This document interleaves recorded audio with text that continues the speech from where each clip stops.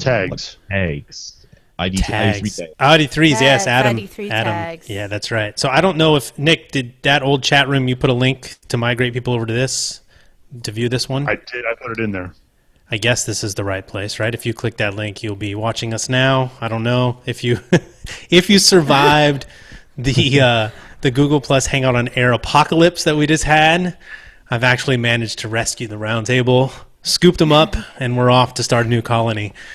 And here we are. I don't know who made it with us, the survivors. But I'll give you a rose and you can continue with us. I'm just mixing up my reality TV now, which I don't even watch any of those shows, but yet I know about them. So yay, pop culture. All right, so when you left us, or when I left you, and then the Google Plus left everybody, I heard we were talking about tags, ID3 tags. So who was talking about that? Did we define that? That was Richard. Yeah, I think I had to go. Yeah. You had to go, and I'm hoping.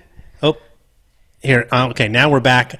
I hit the record on the recorder because I can rescue this, the audio-only version. Actually, I will miss out on all that part that you guys talked about. Hopefully, YouTube archived the video. It's there. It's not showing. We'll see if that's even rescued. But that just created an ugly editing job for me. But, whatever. And so, Richard, you mentioned ID3 tags, what they are, how we use them. Yeah. Did we talk about how relevant they still are or not? I think they're incredibly relevant for MP3 players.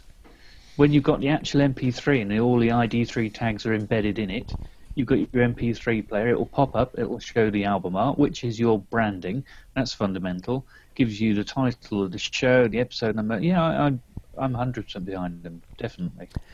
So we know that podcasts, in large, when you're talking about devices, are being consumed on iOS. Now, of course, there is a giant amount of people consuming on Android devices. Jump, isn't it?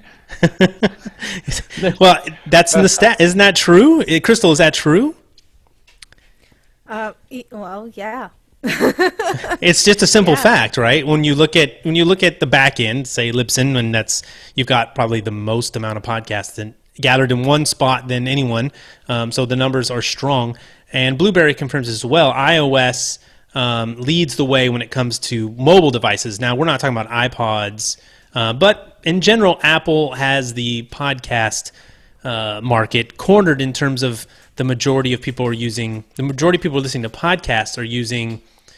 Well, I guess that's dangerous. When we're talking about mobile devices, we'll just stay with that. How about Apple user wins. agents? User agent there. Ding, Nick, ding. All right, user agent. No, 00 Crystal over there. iTunes and Apple Core Media. Okay, well, then you're gonna have to explain user agent, a good podcast jargon. I don't know what user agents are. No.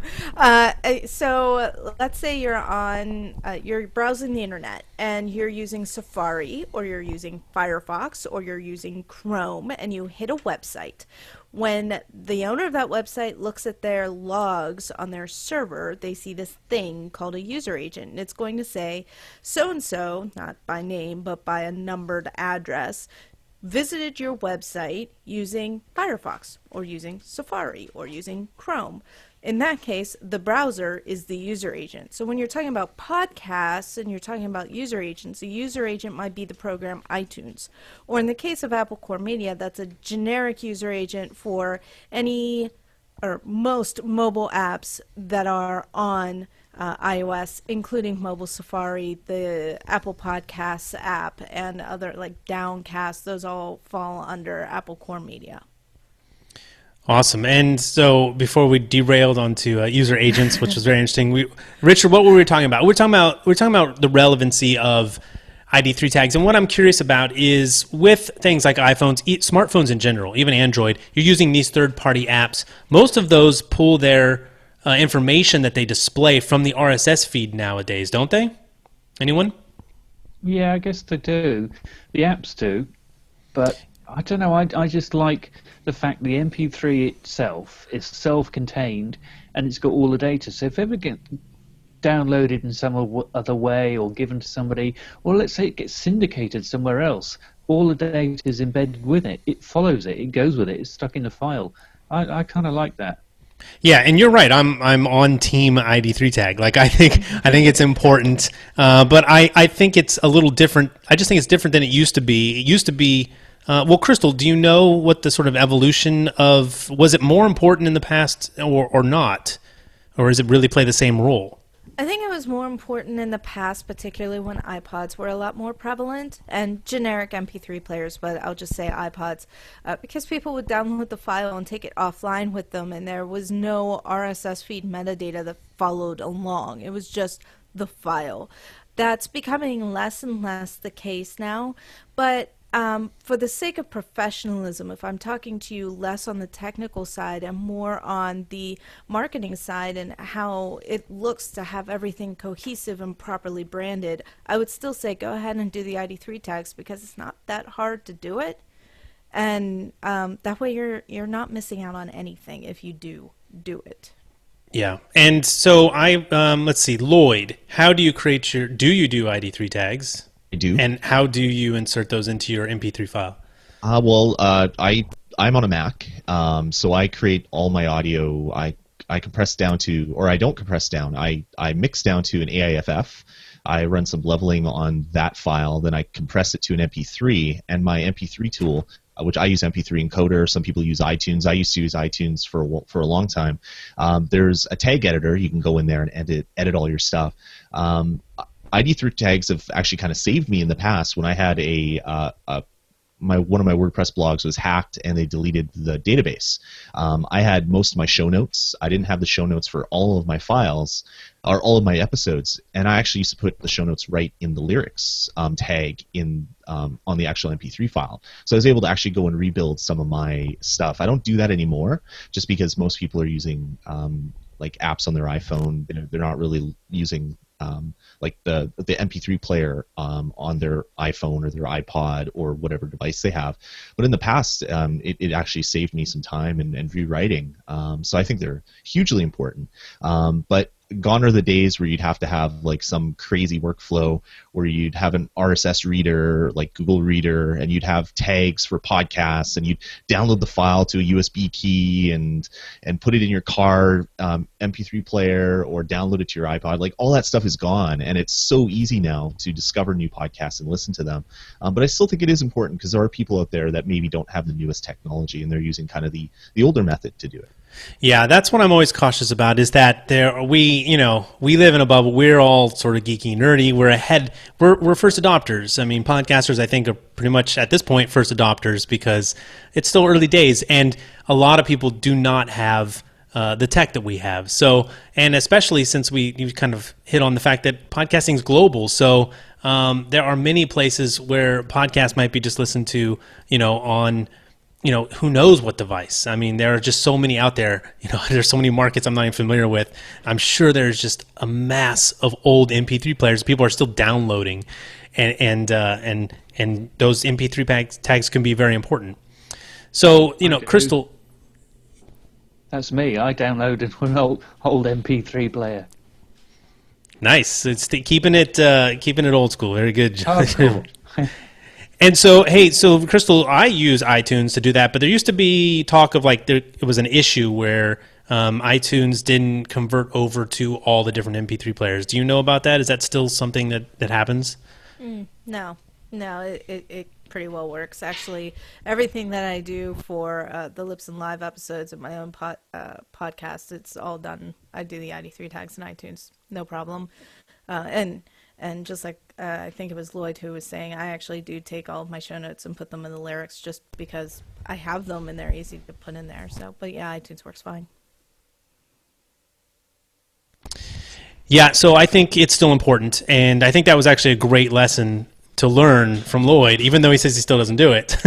You would think if anyone was doing it still, he would be doing that. But makes me want to be more vigilant. I do put my show notes in the lyrics tag. I don't write massive show notes, but that's show notes. Have we talked about that one? I have not let you guys throw out a term yet, but ding. I'm disappointed. Nick, you're supposed to be at least a human ding or something. I don't. Yeah, I'm sorry. I'm just kidding. I'm kidding. So, So yeah, and I still use iTunes as well. I find it works, but there are definitely different ways to do that. So you can ask anyone on this roundtable later on if you're curious about inserting ID3 tags. And I hit on show notes there. So I think Adam, so Adam Tinkoff in the chat, who may or may not have made it back over to this part 2. If you're listening to the audio archive, we had some huge technical difficulties, and hopefully part 1 will be salvaged. But Adam mentioned show notes, which I thought was a good one, and ID3 tags he mentioned. So let's keep rolling with Adam's suggestions here. And show notes, Nick, what are show notes? Show notes are the actual text that you write out in your blog post with the MP3 enclosed into your RSS feed. These are Wrong answer. Show notes are evil is the right answer. Well, yeah, we all know that. But they are essential from an SEO standpoint and having your show found Ding. In the Google and having there you go. And so a lot of people, they despise writing show notes, myself included, but they are absolutely essential in getting your show out there for people to find. Because you never know who's going to type in that search term that's going to hit your podcast. So very good, Nick. Succeeded in defining and tell us why it's important. Does everyone here write show notes? I hate it. I told you I didn't write that many or that much, but I should. You're right. The deeper, the better, right? Mm-hmm. Absolutely. The more in depth you can get. I find myself when I'm writing the show notes, I don't want to get to the point where I'm giving away the farm and letting people know what we talk about, but at the same time, the more detailed you can get, the more Google indexes that information and it gets stored and it can be found. So that's nice and debatable. Does anyone else feel like that in their show notes and they don't want it? They're like, you know what? I don't want to make sure people don't read everything. I want them to listen to the show. Do you hold back? I mean, show notes, write that much. I mean, we're at that point, we're almost talking about transcription, right? If you're going to give away the farm, so to speak. So we got a bunch of issues there. Does anyone, how much show notes, how in depth do you go, Richard, when you write your show notes? For the Plant Advice podcast, I write not a script, but I write quite a comprehensive list of what I'm going to talk about, the Latin names for the plants and what to do in the garden, and I put all of that up on the show notes. So it's pretty comprehensive. Yeah, it's not a transcription because we do digress and, conversations go off on wild tangents. But I can't say I've ever really worried about giving the game away. For me, that information is equally valuable. Other people might find it that wouldn't have listened to the podcast because of the Google and the SEO, and then they might say, well, actually, this sounds interesting. I might then listen to the podcast. You've got an extra listener then. Yeah, hugely compelling case there. Lloyd, what about show notes for you? Yeah, I don't mind talking about what I'm going to be talking about in the show notes. I do gaming, so pretty broad topic, and I like the Google Juice, the SEO that I get from putting all the games that I talk about in there, because you can check how people are finding your blog, and a lot of them do a search for Super Mario Brothers, and they find out a show that I've talked about, the new game for the Wii, say, that way. So it's pretty important. I used to be like really crazy. I used to time code everything, and like at 5 minutes and 23 seconds we started talking about this, and I find that I get more than 10 times the number of downloads and the number of blog visits, so I don't really see the value in that anymore. There's more time or better ways to use my time because of all the shows that I do. So I just put very general topics about what I talk about. I talked about these 3 games, we reviewed this, and that's about it. And it's been going okay for us. That is very interesting and some cool insight into, you said you get way more downloads than you get website hits. Is that what you're saying? Yeah, no, more people are finding my show through just doing searches on iTunes, or I also put, if I talk about a game, I put it as my episode name, and I can find a lot of people are finding it that way just by looking at my Google hits to the blog, and I can just assume that because of the downloads that a lot of people are finding the show that way. They're looking for some info on Minecraft, and they do a general search for Minecraft, find an episode that I talked about it, listen to it that way. So I find that ID3 tags maybe are, or RSS tags are maybe a little bit more important to me than robust show notes. But I still put a brief synopsis of what we talk about just to get as many hits as possible, because the more people that find you, the more people that can listen to you. Yeah, and I think maybe you get a little benefit being a game Podcast from the App Store, right? There's people searching for games. Because I'm thinking, well, Super Mario Brothers, what are you doing in the app? What are you doing in the iTunes Store searching for Super Mario Brothers? But it could be a movie. I mean, it's such a big franchise. It could be a movie. It could be a game. Maybe even like a magazine or something. So yeah, lots of stuff to be found there. You mentioned maybe you open another box there with the RSS tags, right? So what are you referring to specifically? Tell us what RSS tag you're referring to and how you're using that. More importantly than IDs. Yeah, there would be the title tag. So just the title of the blog post comes over. So I make sure that my blog post title is descriptive enough so that gets passed over to the RSS feed and people can find it that way.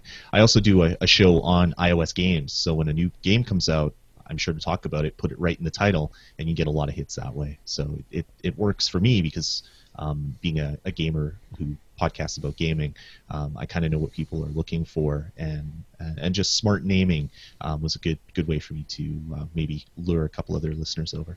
Yeah. Now we dinged SEO, right? Search engine optimization. Crystal, can you talk a little bit? So let's tie this in because Lloyd's talking about tags and titles and how important that is in his feed. Let's tie in SEO with tags, and in this case we'll refer to the 800-pound gorilla of iTunes. And is there, how do tags play into SEO inside of iTunes? This is a big one. Maybe talk a little bit about that. So I actually, Elsie Escobar over at Libsyn and I just spent a good deal of time talking about this in Libsyn Live episode 11.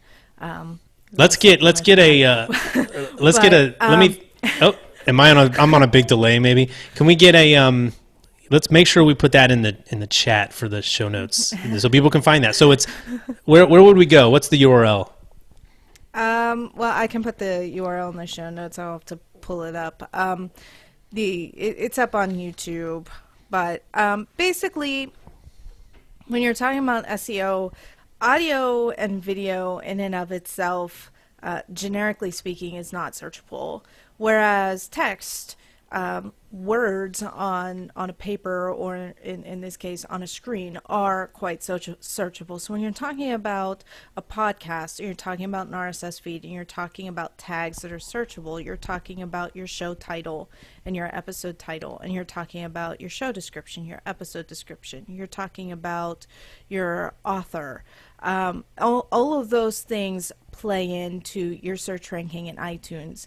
And it also plays into your search ranking on, say, Google or Bing. Google and Bing really, really like text. So as we're talking about doing show notes and whether you want all those catchphrases in your show notes or not, how you name your episodes, how you name the titles of your blog pages, and how you name each episode inside iTunes or Stitcher, how you name your show itself, and your descriptions. All of that plays in all of these different directories, Google, Bing, iTunes, Stitcher, and so on, all into the ability to be found.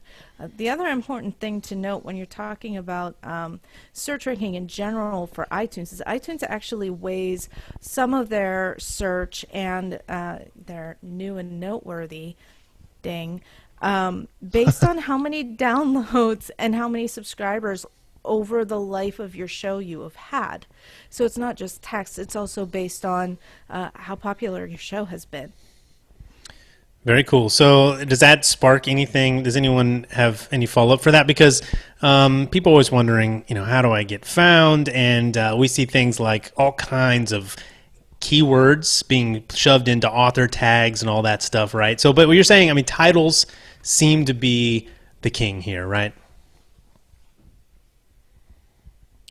And because even Lloyd, you alluded to putting how important it was to put that sort of the most important keyword you have goes into your title, right? Mm-hmm. Yeah, definitely. Just you want to attract people. You want the big flashing sign that says, "Hey, come notice me, come listen to me." So you have to be really smart with the way that you name things. Back when I first started podcasting and Twit was big, I put that as a tag in one of my shows, like "Download this show, you twit," and it was amazing. Smart. The next episode got hit by like 1,000 more listens. It was just like, what the heck? So I learned pretty early that naming things in such a way is important. And if you are talking about current subjects, current buzzworthy things, make sure to put that in your show notes and in your title if you can, just to hopefully capture more people's attention when they're doing searches for things. Yeah, very cool. And I see people popping in the chat. So if you're watching live, the chat is on the event page, which is below the player that's embedded on the event page. Everything is on the event page, which is linked to, if you're on the email list, you get that. If you see on Google+. So if you're ever curious, where the heck is this? And that may change. I'll change it on you. But people, after we had this major apocalypse of the first part of this round, people are slowly making their way over to the second one, and people are coming in like, I survived. And I think Joe or someone else put in he left a popcorn trail, and all I'm thinking about is E.T. and Reese's Pieces and all kinds of fun. Showing my age. But Twit, yeah, would we call that gray hat? Or is that's not quite black hat, right? That's that little technique you had there. I call it clever, but clever. Yeah. People have words for it, I guess. Yeah, mine's more jargony. So go with the show, Lloyd. Go with the show, man. No, I'm just kidding. All right, so I think I haven't even tossed to you guys. I did ask, some of you, and Crystal I pulled in here at the last second, but some of you I gave a directive. I said, hey, think of some jargon words or terms, and so I'm curious if you did your homework. Richard, I remember you were on that email, and Lloyd, you two had the advance warning. So Richard, why don't you pull out one of your, if we didn't cover it already, I guess that's an easy way to get out of it. Like, oh, you got them all. I've got a list here. Awesome. Cover them all. Go on, I'll chuck one in. How about plosives? Plosives, nice. All right. What's a plosive? That I actually might have hurt someone's ear. I apologize for my horrible plosive there. Okay, well, anyone watching is going to notice that all of our microphones have got some big fluffy thing on the end. They look like an ice cream cone, although Crystal's got something slightly different. It's a little sort of grill on the front. This is because when we speak sometimes, particularly with letters beginning with P or B, you get a blast of air coming out of your mouth. That hits the sensitive diaphragm on the microphone. It's a low frequency thing, and it's like a big wall of thunder. So what the fluffy thing does, or the little filter, like Crystal's got, it's a kind of mesh filter, it interrupts the airflow, and it stops it damaging the microphone, and hopefully your eardrums at the same time. Yeah, plosives, that's a good one. You're right. We all do have like some kind of protection for the mic, and that's pretty much what it's for. It's to help with that. Now, what you see on my microphone, this ATR 2100, as you see me taking mine off, if you're watching it, you see me taking mine off and putting it back on. It has a little on-off switch. I can tell you that's very handy when I do these roundtables to be able to turn the microphone off that easily. So, yeah, it helps a little bit. This is not the best protection. Crystal's got something that's much better. It's more like a mesh screen that sits maybe less than an inch away or an inch away from the microphone, and Lloyd's got that too. Lloyd's got the gold standard there, or the mic you hear a lot about in podcasting. So yeah, we're all using different microphones. We all have some kind of protection to protect against those plosives, and you still might get those. We could throw in another jargon, and we could say mic technique, because sometimes it does require how you work the microphone. I try to be careful and talk sort of not directly into the microphone if I don't have to, because sometimes I can get those strong P's and B's, and everyone will be different, right, Richard? I mean... Yeah, slightly off axis. If you're aiming the blast of air straight into the capsule of the microphone, it's going to get full force like a car smashing into a brick wall. If you're speaking across the microphone a little bit, the microphone's still picking up your voice, but it's not getting that blast of air. The blast of air kind of shoots past the microphone. So if you look the way I've got my microphone, the way you're holding yours, Ray, you're speaking over the top. Same with Nick there and Lloyd. I think Crystal's speaking a bit more directly into a microphone, but she's got a funky filter there which stops it, so she should be okay. And she's not so close to it. Get further away, the air has more chance to dissipate. Yeah. All right. Wait, that was a good one. We fell down the little rabbit hole of geekiness there. I love it. So, Lloyd, you're up because you did have some warnings. So, do you have a good one on your list? I have two that are really closely related. This, when I first heard it, really confused me, and I didn't understand it. But then it all made sense, and that is both mix minus and double ender.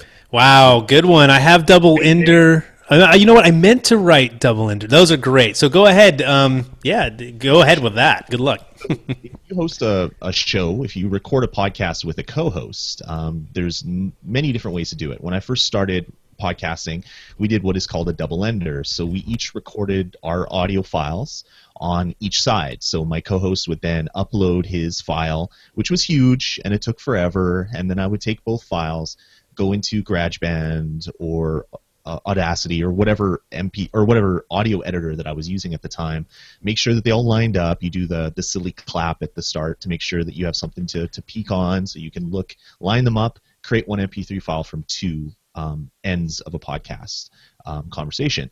That was great. But then I bought a better mixer. I learned some different technology, or some techniques rather, because of the technology. And I do what is called a mix minus now, where you have multiple people coming into the mixer on different channels, and you either don't send their audio back to them or send the audio to other channels. So I've had a 3-person mix minus. So you basically don't want to send the person's audio back to them, but you want to record all the audio on your end. So it's just a clever way of taking multiple audio sources and not blowing anybody's ears. Because if you use Skype, for example, and you're sending someone's audio back to them, they're going to have a half-second delay, and they're going to start saying really weird words because of your brain gets confused when that stuff happens. So just a couple things which, when I used to do a lot of training here in town for podcasting, those were the big things. People wanted to know, what is a mix minus? I heard about it. Or what is a double ender? Which was a lot of fun to talk about and explain and show off, and pretty important. Yeah, and I actually will give a little plug for myself here at the podcasterstudio.com/mix minus. I did a great video. I think it's a great video because it took me. It's definitely great, right? Thank you, Nick. You guys, I do a lot of videos, and that was supposed to be just set it up and do it and get out. Probably the most production I've ever done because I think I screwed it up like twice, and I redid that thing like 3 times. It was a nightmare. So please, if you're interested in Mix Minus, check out the podcasterstudio.com/Mix Minus, and that'll be a video. And there's a good write-up there. I'm not a good blogger, but there's a lot of information with images there. So it can be confusing, and that is a great one. Mix Minus, yeah, some of the more confusing things I find when people get into podcasting are, it used to be FeedBurner. Always confuse people. They're like, I get get everything else. What is FeedBurner? What does that do? So we covered that. Mix minus really can throw you off. A mixer can be very confusing. So many knobs. I mean, we could talk about all kinds of jargon on that thing, right? So FeedBurners and mixers can be very complex. In the video world, video podcasting, compression. Now, compression is compression is confusing, but compression is a great jargon because you've heard it used here already. I think Lloyd mentioned compression. There are several different types of compression. So I'll talk about one really quickly. I just mentioned video. There's video compression. Like you have to shoot your video. Well, it's different these days. You could do live webcam right to Google+, have YouTube record it, and you're done. But a lot of videos I do, it's recorded externally, put it into an editor, and I have to spit out a file that I can upload to YouTube. And that used to be an art and a science, and I hated it. Now, these days, Final Cut and Premiere, all these have, even ScreenFlow, they have these presets that you can just be like 1080 for YouTube, and you're good, right? Or Apple TV. Works out really well. But someone else give me another type of compression. I think Richard can tackle compression from a different angle, right? Well, audio compression is confusing because you've got 2 types of compression. Yeah, exactly. There you go. MP3 type compression, which is it's psychoacoustic encoding, and it essentially throws away, let's say, typical file 128K, throws about 9/10 of the data away because it tricks your ear. It reckons you can't hear it. Imagine a loud rock band playing, and you've got some little guy in the back playing a triangle. Well, it works out no one's going to hear the triangle, we'll ditch it. So that's one type of compression, where it's compressing the data, so you've got less data, easier to transmit across broadband and stuff like that. The other type of compression is the compression we use on the microphones and stuff. That's compressing the audio, the volume of the audio. So essentially, it's taking the really loud peaks and turning them quieter. It's like somebody sitting on the mixing desk on a fader, listening really quickly and thinking, that's getting a bit loud, I'll turn it down a little bit. When it gets quieter, turn it back up. That's audio compression as well. Yeah, way to wrap up two complex versions of compression fairly succinctly. So good job there. And let's see, anyone else? So Nick, Crystal, I will toss it out. Do you guys have a golden jargon term or word that we didn't cover? I didn't give you the heads up to think about this, but I'm curious. Crystal, you can go first if you like. He passes the buck. She's here. She frozen again? Oh, you know what? Her audio is... see, you guys are being very clever in getting out of... Are you there, Crystal? Right. Nope, I think she has to change her settings. She did have to duck out for a second. Oh, she was on and then she was off. All right, Nick, you can't pass the buck, buddy. I need a term. I have one. I was just being the gentleman and letting the ladies first. Oh. Multitrack editor. That's my jargon. Yeah, I have DAW on here. It's a digital audio workstation. There's several ways you can refer to that, right? So what do you got? Multitrack editor just basically allows you to edit multiple channels of audio and be able to mix it down into one file once you're ready to export your audio. I use Adobe Audition and the Multitrack editor as a way to separate my audio from my co-host's audio, just in case for whatever reason through the recording that our levels don't really match. Sometimes when you're recording a Skype interview, you'll notice that maybe your audio is perfect, but your guest is a little too low or even too hot. The multitrack editing function allows you to adjust the different levels on the different channels and then, in the end, mix it down into one file. Yeah, I mean, there are even editing systems that are not multi-track, because you're talking about multi-track. It does let you have those separate tracks, right? So, I mean, I've used some basic stuff. I talked about iOS and dominating, but try getting some audio, record some audio on your iPhone, and then try to edit it. It's not fun. Like, I had a much harder time than you would have thought on an iOS devices that are traditionally made for people to be creative, right? To create things.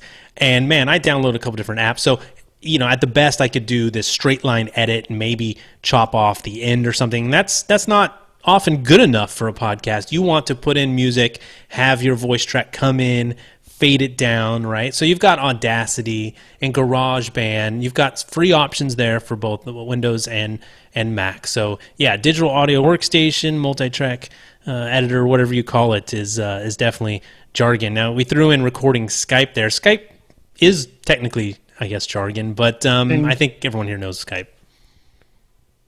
Oh, what were you going to say? I just said ding because you said ding. I'm doing my job, right? Yes. Just doing my job. Your ding is not as good as I'd hoped. That's you can put that in. You tweet that. Nick's ding is not as good as Ray hoped. Go ahead and tweet that. And just go for it. Podcasters Roundtable round 43. Good thing you showered. It's a clean show, people. That's right. We're clean. Just because Nick showered. All right. So hey, Richard, sounds like you did some good prep there. Do you have another one? We won't hold people too much longer. I did miss like a good 15-minute chunk there. So. Yeah, I've got another one. Let's go for, how about Headroom?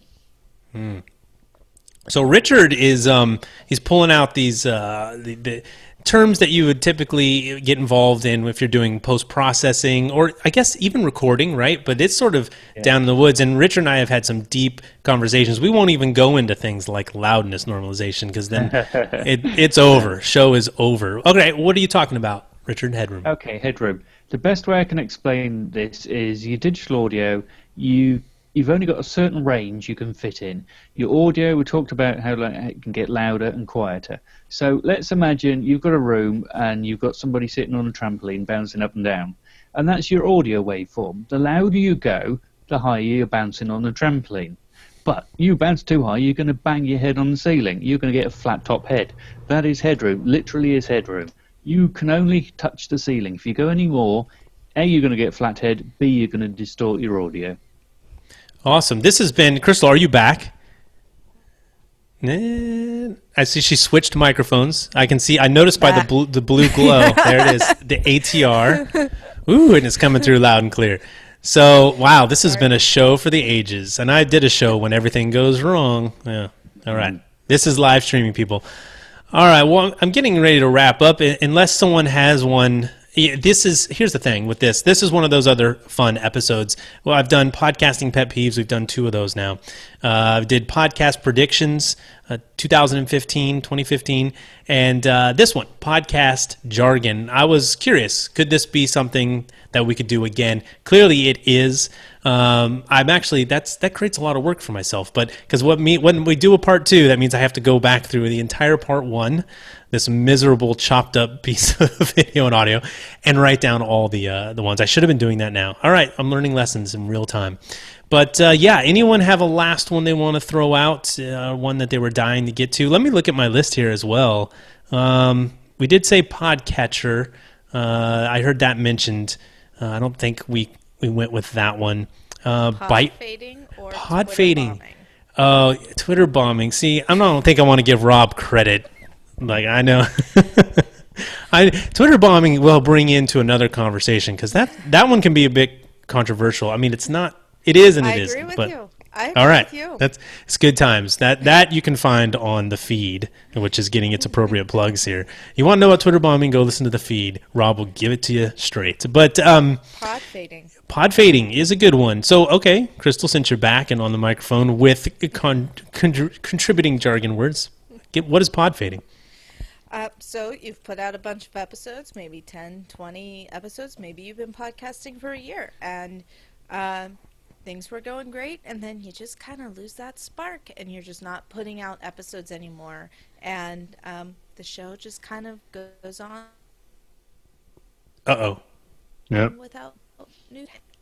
Oh, all right. We lost her for a second, but she was saying the show kind of goes on, and I think the key definition or the key part of pod fading is that you sort of just drop off the face of the planet, right? You don't really say goodbye. I don't know. I actually don't know if that's required. If you end your show and you tell people it's the end, I guess maybe that's pod fading too, right? Who wants to take a position? Yeah, I'd say you're giving up, aren't you? The pod fades. It stops. The podcast stops. Whether you tell people or not, it's immaterial. Okay, I think the key is there that you have given up. There's so many podcasts out there that are literally audiobooks, and those do eventually end because the stories end, but they're still there and there's still evergreen content. So I wouldn't consider that necessarily a faded show. Faded shows when you've literally given up and you're just not putting out new content. Oh, so so it's a negative. It's a negative turn. You quit. You gave up. So here, raise your hand if you can categorize yourself as having pod faded. I can raise my hand. I just I've done it brought multiple my show times. back. Oh well. So what is it when a show pod fades? It didn't, and it's brought back. Resurrection. What is that? Yeah, that was fun. Pod regeneration. Podsurrection. Yeah, podsurrection. Interesting. Yes. So I can say my first show, which was a video show, I planned to, I was finished with that show. Time was up. I was done with the topic. But I kind of left it there with this intent that I could do another episode. It could happen. And I kind of just left it hanging. So for me, that's a true pod fade because I really never did an episode where I said, this is the last episode. It's run its course and we're done. Whereas that's more like we're ending the show. But it truly pod faded because it literally faded away, and people never heard from me, at least through that RSS feed. So I am guilty. I can definitely say that. And well, congrats on getting your show back, Crystal, being unfaded. And so I think you've seen, people on this roundtable have. I think if you're podcasting long enough, you either have done a show and stopped, or you've just pod faded, right? So, I mean, does Lloyd and Nick, of the shows that you say have pod faded, how were those? Did they meet our definition? I'm not sure we defined it, but how did that happen? Yeah, it's kind of confusing because I've amalgamated shows. I've had shows that have morphed into other things. One of my shows now has new hosts. I don't even do it anymore, but it lived on in my absence, I guess. But there's one show, my first show that I did, Psp Podcast. That's the one that I started in 2005, and I had kids.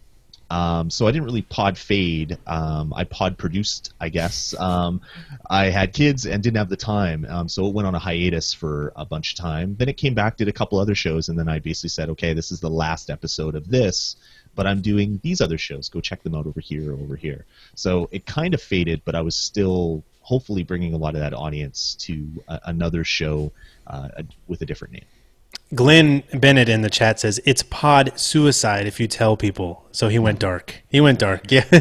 I guess if you have knowledge and you kill it, it's pod suicide. That's probably not something we should joke about. But yes, if you know you're going to do it, so that's where I am curious about this sort of definition. If you intentionally end the show, is it a pod fade? Nick?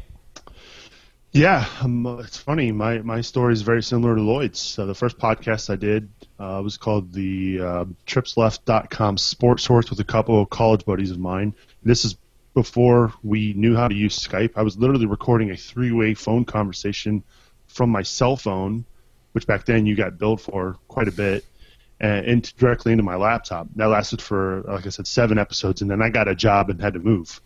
And so once that happened, that's the reason why I stopped that show. And a couple years later, started up another show with those same guys, and we narrowed the focus down to strictly just football. We called it the Pigskin Podcast. We did it for about 100 episodes, and then I had kids. It was like, again, here we go. Not enough time, and the passion wasn't there. And then, once I got through the parenting part where I finally got in a rhythm and routine and felt like I had a little more free time, the fire was still there, and that's when the current show that I have, Inside the Jungle, started back up. And so it's going to happen. If you're podcasting for long enough, you're going to lose that motivation and that drive because life happens, and it's not anything to be shameful about. Yeah, definitely. I mean, I think the key in podcasting, I always tell people, just start, right? I mean, it doesn't matter. It's a have fun with it. Play around. Try something out. And don't feel bad if that does not work out. Try something else, or even if you decide podcasting is not for you, try it. You don't know. And some people are going to realize, a lot of people, you see this in iTunes Store, don't realize how much work podcasting is. It can be a full-time job that you're not getting paid for the most part, right? So podcasting it's really tough, and that's probably why I wonder if there are more shows that have pod faded in iTunes than there are active podcasts. Do we have any idea about that, Crystal? Well, Elsie actually put out just the other day saying that she looked back over the last year of the Rockin' Lipson podcasts that she does, and she just puts out every so often shows that host with us and kind of promotes them, and over 35% just in that year had already pod faded. I think that's a pretty high number just for a 12-month period. As to how many are in iTunes, honestly, Rob Walsh would have a better number on that, but that's actually one of the problems with things like search rankings, because it does cover also take into account how many long-term downloads and subscribers you have. A show that only has 1 episode, never put anything else out, but has been there for 10 years will rank higher than your show that's got all kinds of new rotating content just because they've been there longer. And that show would have pod faded. So yeah, it is almost epidemic, I would say. So, I mean, it's just time alone is enough to rank you over somebody else? It's how many downloads and subscribers you've had over the life of your show in the iTunes Store. Okay, so it's possible that 1 episode show is still really popular, right? People are still really downloading that episode, I guess.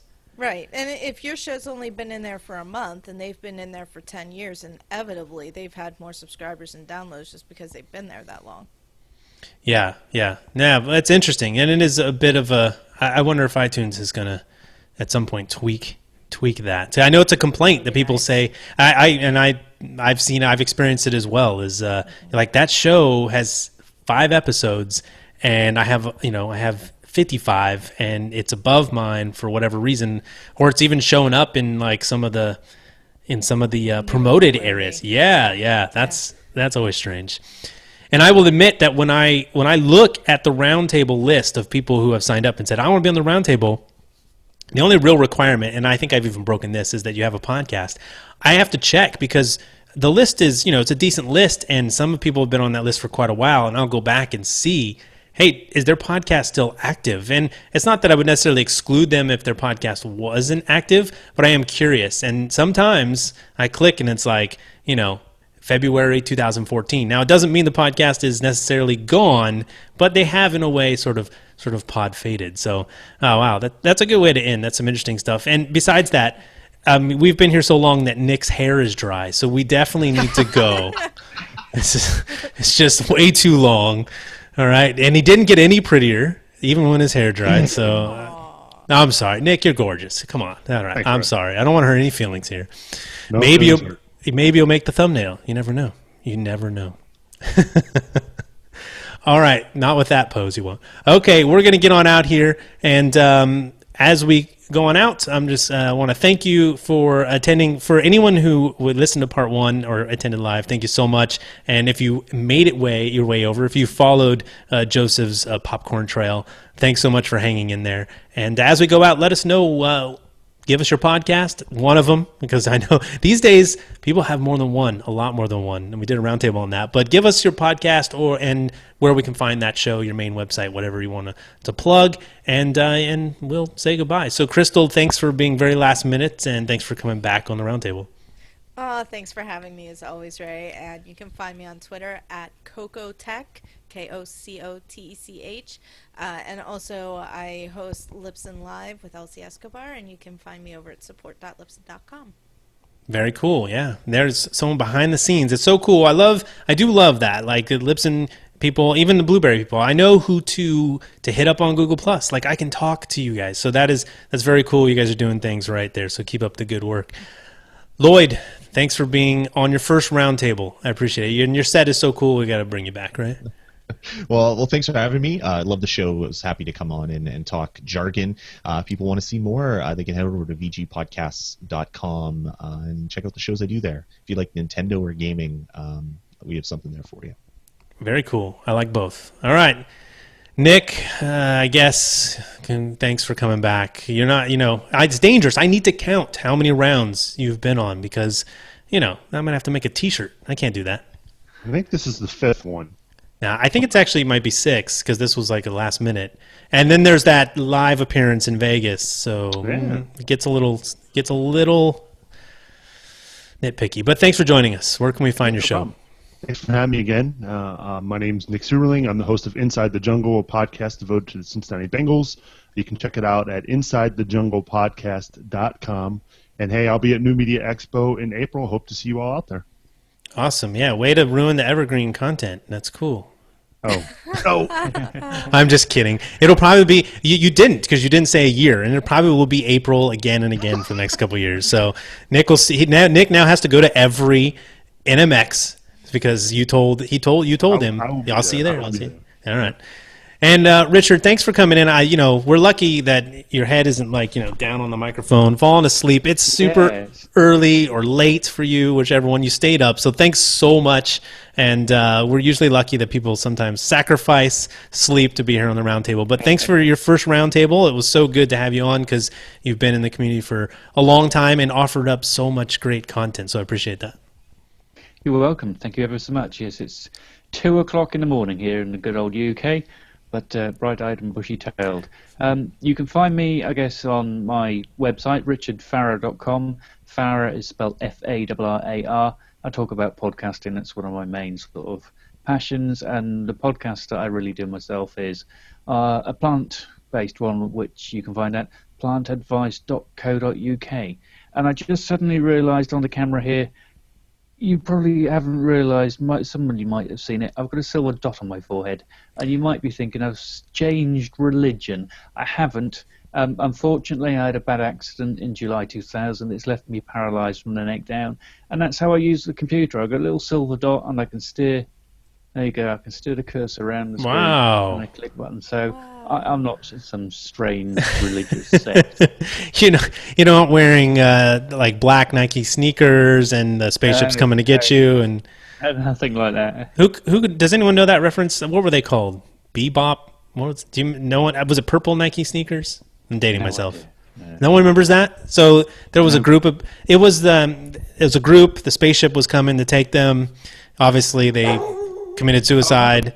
This isn't the Waco thing, was it? No, it's not Waco. No, it was they all slept in their beds, and I think they drank something, and they all had the same Nike shoes on. It was, I mean, obviously it's very sad, but we are glad that you did not join a cult, Richard.